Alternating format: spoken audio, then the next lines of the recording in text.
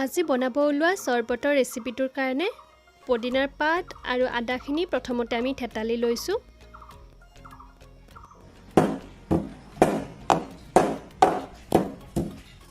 এতিয়া দি লৈছোঁ 2 চামুচ চেনি, লগতে সৰু চামুচেৰে 1 চামুচ নিমখ। ইয়াৰ লগতে আধা চামুচ কলা নিমখ।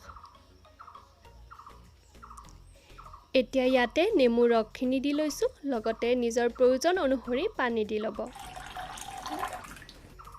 জিৰা গুড়ি আধা চামুচ দিছোঁ, লগতে থেতালি লোৱা আদা আৰু পদিনাখিনি।